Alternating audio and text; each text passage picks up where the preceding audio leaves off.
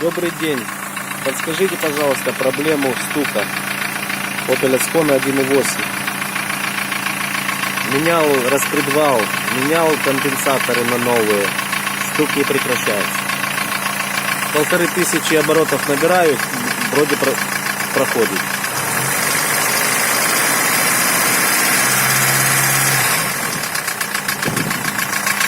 Что может быть? Подскажите. Спасибо.